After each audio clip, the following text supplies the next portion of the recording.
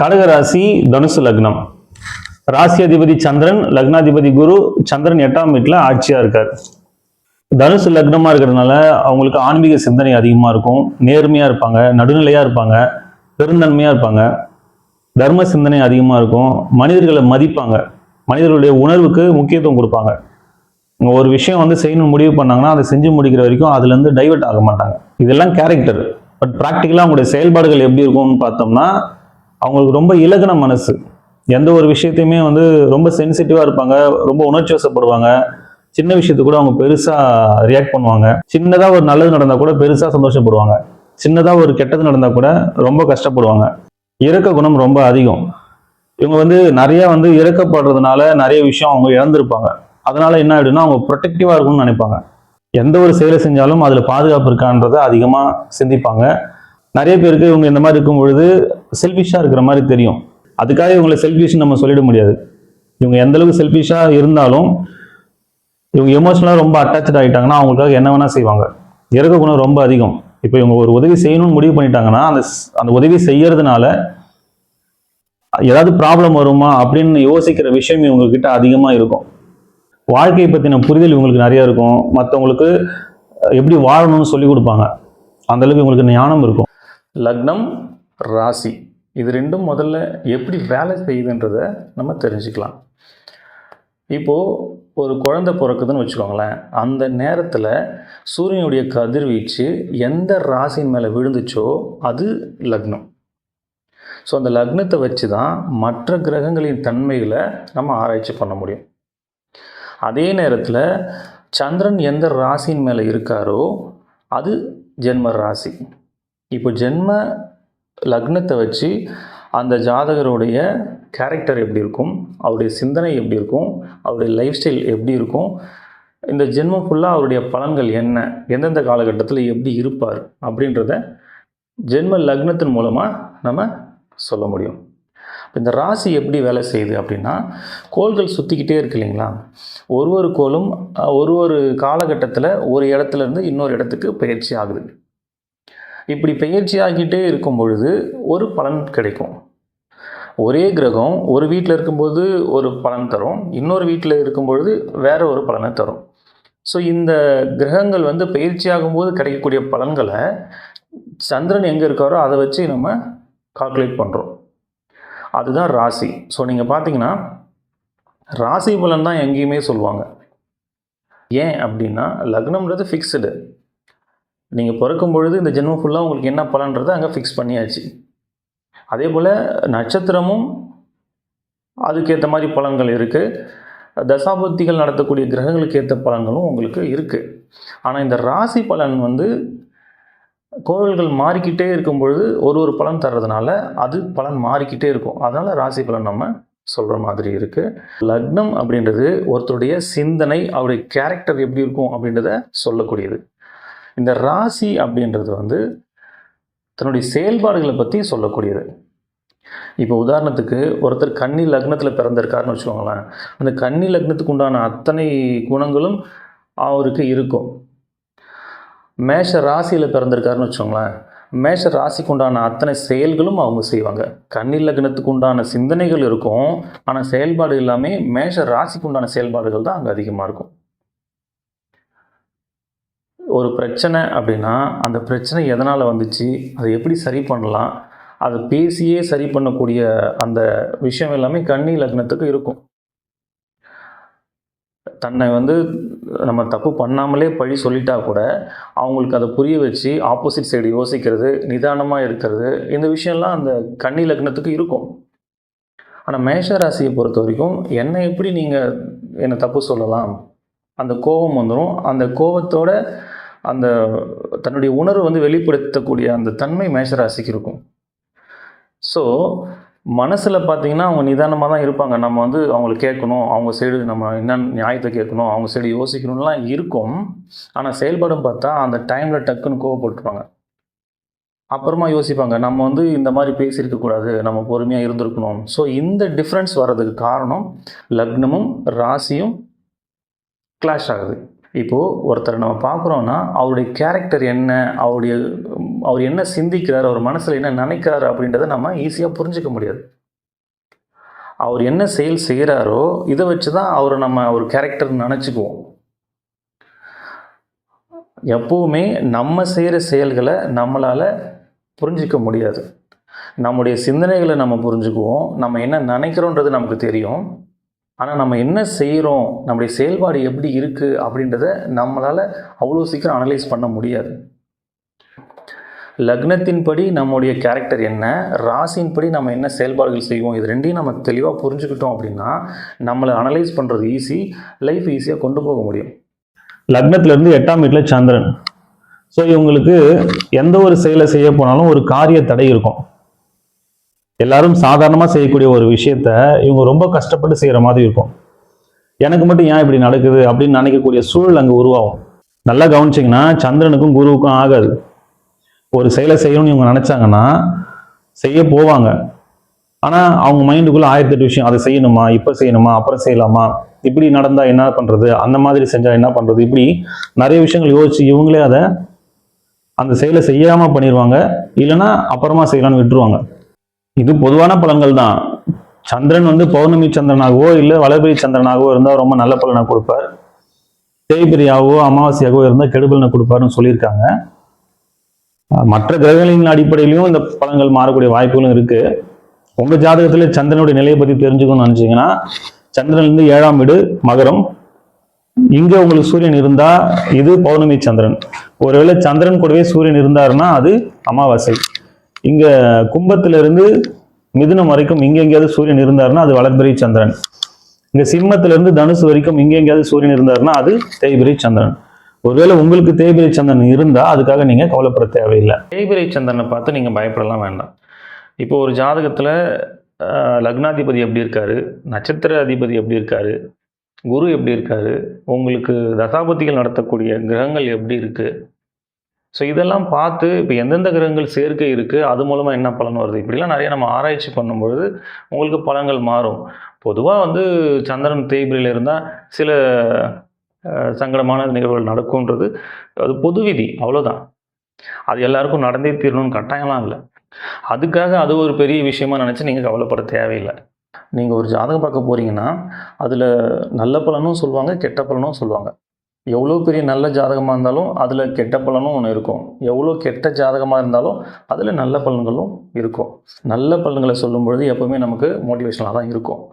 அதே கெடுபலன் சொல்லிட்டாங்கன்னா அதை ஹேண்டில் பண்ண முடியாமல் ப்ரெஷரில் மாட்டிக்கிட்டு அதை செய்யணும்னு நினச்ச விஷயத்த செய்ய முடியாமல் அவங்க லைஃப் ஸ்டைலே மாறி போய் சைக்காலஜிக்கலாக ஒரு பெரிய ப்ராப்ளத்தில் மாட்டிக்கிறாங்க.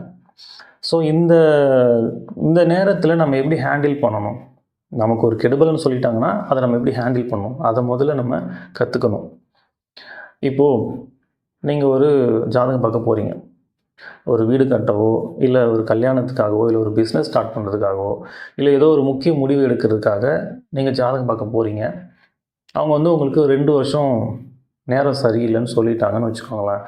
இப்போ இந்த நேரத்தில் சில பேர் என்ன பண்ணுவாங்கன்னா, இந்த 2 வருஷம் நமக்கு நேரம் சரியில்லை, அந்த 2 வருஷம் நம்ம எதையுமே பண்ணக்கூடாதுன்னு ஒதுக்கி வச்சுருவாங்க. இன்னும் சில பேர் என்ன பண்ணுவாங்கன்னா, நேரம் சரியில்லை ஆனால் நம்ம செய்கிற விஷயத்த செய்யாமல் இருக்க முடியாது, நம்ம செஞ்சு தான் ஆகணும் அப்படின்னு சொல்லி பயந்துக்கிட்டே செஞ்சுருவாங்க. இன்னும் சில பேர் என்ன பண்ணுவாங்கன்னா, நேரம் சரியில்லைன்னா என்ன, நான் செய்கிறத செய்வேன் அப்படின்னு செய்வாங்க. ஸோ இந்த மாதிரியான மனநிலைகள் எல்லாமே ஒரு தவறான ஒரு முடிவை தான் ஏற்படுத்தும். இதை எப்படி ஹேண்டில் பண்ணணும் அப்படின்னா, இப்போது 2 வருஷம் நம்ம நேரம் சரியில்லைன்றதுனால எதையுமே செய்யாமல் 2 வருஷம் கழித்து நமக்கு நேரம் நல்லா இருக்கும் பொழுது நம்ம ஒரு செயலை செய்ய போகிறோம், ஒரு பிஸ்னஸ் ஸ்டார்ட் பண்ணுறோம் அப்படின்னா அங்கே 1000 ரூபாய்க்கு உழைச்சிங்கன்னா அந்த 1000 ரூபாய் உங்களுக்கு கிடைக்கும். ஆனால் அந்த 2 வருஷம் சும்மா இல்லாமல் நீங்கள் உங்களுடைய உழைப்பை அதில் போடுறீங்க. 2 வருஷம் கழித்து உங்களுக்கு டைம் மாறுது அப்படின்னா இந்த உழைப்பு நீங்கள் இதில் போடுறீங்க இல்லையா, அந்த உழைப்பு போடும் பொழுது 1000 ரூபாய்க்கு உழைப்பு போடுறீங்க, 10 ரூபாய் தான் கிடைக்கிது. அப்போ அந்த நேரம் மாறுற வரைக்கும் அதை நீங்கள் ரன் பண்ணி கொண்டு வரணும்ல. இப்போ 10 ரூபாய் தான் கிடைக்குதுன்னா உங்களால் அந்த பிஸ்னஸே ரன் பண்ண முடியாமல் அதை நம்ம ஷட் டவுன் பண்ணிட்டு போகிற மாதிரியான சூழல் உருவாகிடும்ல. அப்போ இது மாதிரி நம்ம செய்ய முடியாது. அப்போ என்ன செய்யணும்னா, இந்த 2 வருஷம் சும்மா இருக்க முடியாது, அதுக்கு நம்ம ஒரு பிஸ்னஸ் ஸ்டார்ட் பண்ண போகிறோன்னா அதில் பெருசாக பாதிப்பு ஏற்படாத மாதிரி நம்ம பரிகாரங்கள் பண்ணிக்கலாம். இப்போ பரிகாரம் பண்ணுறதுனால சுத்தமாக நமக்கு அது நஷ்டமே ஆகாதான்னா கண்டிப்பாக நஷ்டங்கள் இருக்கும். கெட்ட நேரத்தில் நமக்கு ஒரு கெட்டது நடக்கணும்னா அதை தவிர்க்கவே முடியாது. ஆனால் ரூ. 1000 நீங்கள் உழைக்கிறீங்க, ரூ. 10 தான் உங்களுக்கு கிடைக்குன்ற இடத்துல பரிகாரம் பண்ணிவிட்டு நீங்கள் அந்த விஷயத்தை செய்யும் பொழுது ஒரு ரூ. 100 கிடைக்கும். ஸோ அந்த நல்ல நேரம் வர்ற வரைக்கும் உங்களால் அதை ரன் பண்ணி கொண்டு போக முடியும். ஆனால் அதுக்கப்புறம் நீங்கள் உழைச்ச உழைப்பு இருக்கு இல்லையா, இங்கே நீங்கள் என்னென்ன உழைப்பெல்லாம் உங்களுக்கு வீணாக போச்சோ, எவ்வளோ நஷ்டமாச்சோ அதை விட பல மடங்கு இங்கே திரும்ப கிடைக்கும். இப்போ நிறைய பேர் நேரம் சரியில்லைன்ற ஒரு காரணத்தினால எதையுமே செய்யாமல் விட்டுறாங்க. ஸோ அந்த மாதிரி இருக்கக்கூடாதுன்றதுக்காக நான் சொல்கிறேன், நீங்கள் கட்டாயம் செய்யுங்க. அந்த உழைப்பு அந்த நேரத்தில் பலன் தரலனாலும் உங்களுக்கு நேரம் மாறும் பொழுது பல மடங்கு திரும்ப கிடைக்கும். நல்ல நேரம் வந்துச்சுன்னா ரூ. 1000 நீங்கள் உழைச்சிங்கன்னா 10,000 கிடைக்கலாம், 1,00,000 கிடைக்கலாம். அதுக்கு நீங்கள் என்ன பண்ணியிருக்கணும், கெட்ட நேரமாக இருந்தால் கூட உங்களோட உழைப்பை மிஸ் பண்ணக்கூடாது. நீங்கள் எல்லா நாளும் அந்த உழைப்பை போட்டுக்கிட்டே இருக்கணும். அதுக்கு தான் சொன்னேன், வெறும் உழைப்பு மட்டும் நீங்கள் போடும் பொழுது அந்த நல்ல நேரம் வரைக்கும் அந்த பிஸ்னஸை கொண்டு போக முடியாமல் போகலாம். அதுக்கு தான் சின்ன சின்ன பரிகாரங்கள் பண்ணிக்கணும். பரிகாரம் பண்ணணும்னா பணம் செலவு பண்ணி தான் பண்ணணும், கட்டாயம்லாம் இல்லை. பணம் செலவு செய்யாமலே நிறைய பரிகாரங்கள் செய்ய முடியும். அது என்னன்றது நான் திரும்ப பின்னாடி சொல்கிறேன். ஸோ எவ்வளோ கெடுபலன்கள் நம்ம ஜாதகத்தில் இருந்தாலும் அதை சரி பண்ணுறதுக்கு ஆப்ஷன் ஒன்று இருக்குது. அதனால் நீங்கள் சந்திரன் தேய்பிரியாக இருக்கிறதுனால நமக்கு ஏதோ பெரிய பிரச்சனையாக இருக்குமோ அப்படின்னு பயப்பட வேணாம். அதனால் வரக்கூடிய பாதிப்புகளை நம்ம சரி செய்கிறதுக்கும் நம்மக்கிட்ட வாய்ப்புகள் இருக்கும். அந்த ஜாதகத்தில் பார்க்கும்பொழுது கண்டிப்பாக இருக்கும். அதனால் நீங்கள் பயப்பட வேண்டாம். உங்களுக்கு வேலை எது மாதிரியெல்லாம் இருக்கும்னு பார்த்தீங்கன்னா, அரசு வேலை மேலே இவங்களுக்கு அதிக ஆர்வம் இருக்கும். இல்லைன்னா அரசாங்கம் சார்ந்து ஏதாவது ஒரு வேலை செய்யக்கூடிய எண்ணம் இவங்களுக்கு அதிகமாக இருக்கும். ஆனால் எல்லாருக்கும் அது கிடைக்கிறது இல்லை. ப்ராக்டிக்கலாக அவங்க எந்த மாதிரியான வேலைகள்லாம் செட் ஆகும்னா, இயற்கை சார்ந்த வேலைகள் இவங்களுக்கு ரொம்ப நல்லா செட் ஆகும். டெக்னாலஜி சார்ந்த வேலைகள், இன்ஜினியரிங் சம்மந்தப்பட்ட வேலைகள் எதுனாலும் இவங்களுக்கு நல்லா செட் ஆகும். நுணுக்கமாக யோசித்து செய்யக்கூடிய வேலைகள், ஆராய்ச்சி பண்ணக்கூடிய வேலைகள், இது எல்லாமே அவங்களுக்கு ரொம்ப நல்லா செட் ஆகும். விவசாயம் பண்ணுறது, உணவு சார்ந்த வேலைகள், நீர் சார்ந்த தொழில், psychology, astrology, teacher, professor, catering, nurse, doctor, இந்த மாதிரியான வேலைகள் எல்லாமே இவங்களுக்கு சிறப்பாக இருக்கும். திருமண வாழ்க்கையை பொறுத்த வரைக்கும் இவங்களுக்கு ரொம்ப நல்லா இருக்கும். ஏன்னா 8ஆம் வீட்டில் சந்திரன் இருந்தால் கூட அவர் ஆட்சியாக இருக்கிறதுனால அவர் நல்ல பலன் தான் கொடுப்பாருன்னு ஒரு விதி இருக்குது. மற்ற கிரகங்களின் அடிப்படையிலையும் நம்ம பார்க்கும்பொழுது பலன்கள் எப்படி இருக்குன்னு கிளியராக சொல்ல முடியும். திருமண வாழ்க்கையை பொறுத்த வரைக்கும் இவங்க கொஞ்சம் சென்சிட்டிவாக தான் இருப்பாங்க, ரொம்ப பாசமாக இருப்பாங்க, கணவனோ மனைவி அவங்கள ரொம்ப நல்லா பார்த்துப்பாங்க. இது பொதுவான பலன்கள் தான். மற்ற கிரகங்கள் எப்படி இருக்கோ அதை பொறுத்து பலன்கள் மாறக்கூடிய வாய்ப்புகள் இருக்கும். உங்களுக்கு நிறைய பிரச்சனைகள் இருக்குன்னு நினைச்சீங்கன்னா நம்ம சொல்லக்கூடிய எளிமையான பரிகாரங்கள் வீட்டிலே செய்யக்கூடியதா நீங்களே செஞ்சுக்கோங்க. பரிகாரம் ஏன் சார் பண்ணணும்? பரிகாரம் பண்ணால் பிரச்சனை தீர்ந்துருமா? நிச்சயமாக தீராது. இப்போது நம்ம ஜாதகத்தில் இருக்கக்கூடிய நல்ல பலன்களை நம்ம அனுபவித்து தான் தீரணும். அதே போல் கெடு பலன்களையும் கட்டாயம் அனுபவிக்கணும். அதுக்கு தான் பிறந்திருக்கோம். அப்புறம் இதுக்கு பரிகாரம் பண்ணணும். பரிகாரம் பண்ணால் அந்த பிரச்சனையினால் ஏற்படக்கூடிய விளைவுகளை குறைக்க முடியும். அந்த பிரச்சனையை ஃபேஸ் பண்ண முடியும். அந்த பிரச்சனையை கடந்து போகிறதுக்கான வழிகள் நமக்கு கிடைக்கும். எப்போவுமே நம்ம பிரச்சனையை பார்த்து பயப்பட மாட்டோம். அந்த பிரச்சனையினால் ஏற்படக்கூடிய விளைவுகளை நினச்சி தான் நம்ம பயப்படுவோம். அந்த விளைவுகள் தான் நமக்கு சிரமத்தை கொடுக்கும். இப்போ உதாரணத்துக்கு, இப்போ இந்த உதாரணம் நான் நிறைய இடத்துல சொல்லியிருக்கேன், இருந்தாலும் எளிமையாக இருக்கிறதுனால நான் திரும்பவும் இதையே சொல்கிறேன். இப்போ நம்ம கீழே விழுந்துட்டோம் அப்படின்னா, கீழே விழுறோம் அப்படின்றது ஒரு பிரச்சனை தான். கீழே விழுந்தால் நமக்கு அடிபடாது, வலிக்காதுன்னா கீழே விழுறத நினச்சி நம்ம ஏன் பயப்பட போகிறோம்? இப்போ கீழே விழுறது ஒரு நிகழ்வு, ஒரு பிரச்சனைன்னு வச்சுக்கலாம். ஆனால் அதனுடைய விளைவு எப்படி இருக்கலாம்? ஒன்றுமே நடக்காமல் நம்ம எழுந்துடலாம், இல்லை கை காலில் முறிவு ஏற்படலாம், இல்லை 6 மாதம் படுத்து படுக்கையாக இருக்கலாம், இல்லை உயிர் போகிற அளவு கூட பாதிப்பு ஏற்படலாம். அப்போது கீழே விழுறது ஒரு பிரச்சனை, ஆனால் அதோடைய விளைவுகள் மாறிக்கிட்டே இருக்கு இல்லையா? இப்போ நம்ம பரிகாரம் பண்ணுறதுனால என்ன நடக்கும்னா, அந்த கீழே விழுற பிரச்சனையை நம்ம தவிர்க்க முடியாது, ஆனால் அதனால் ஏற்படக்கூடிய பாதிப்பை நம்ம குறைக்க முடியும். நம்ம ஜாதகத்தில் பிரச்சனைகளை ஏற்படுத்தக்கூடிய கிரகங்களை சாந்தப்படுத்தவும், அதனுடைய வீரியத்தை குறைக்கவும் நம்ம செய்யக்கூடிய செயல்கள் அனைத்துமே பரிகாரம் தான். சரி, இந்த பரிகாரம் பணம் செலவு பண்ணி தான் பண்ணணுமா? பரிகாரம் பல வழிகளை நம்ம செய்ய முடியும். பணம் செலவு பண்ணி செய்கிறது எவ்வளோ வழிகள் இருக்குது. பணம் செலவு பண்ணாமல் நான் செய்யக்கூடிய நமக்கு வழிகள் நிறையா இருக்குது. என்னால் பெருசாக பொருள் செலவு பண்ண முடியாது, ஆனால் பரிகாரம் பண்ணணும்னு நினைக்கிறவங்களுக்கு நான் சொல்லக்கூடிய விஷயங்கள்லாம் நீங்கள் தாராளமாக ஃபாலோ பண்ணலாம். இது எந்த ராசிக்கும் எந்த நட்சத்திரத்துக்கும் பர்டிகுலராக நம்ம சொல்லலை. பொதுவாக யார் வேணாலும் செய்யக்கூடிய எளிமையான பரிகாரங்கள்.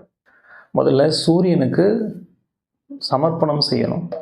தினமும் காலையில் குளிச்சுட்டு மொட்டை மாடியில் போய் நின்று, இல்லை வீட்டுக்கு வெளியில் போய் நின்று சூரியனை பார்த்து கையில் தண்ணி அள்ளி இப்படி கீழே கொட்டுங்க. சூரியனை பார்த்து இப்படி கீழே கொட்டுங்க. சமர்ப்பணம் சொல்லி செய்யுங்க.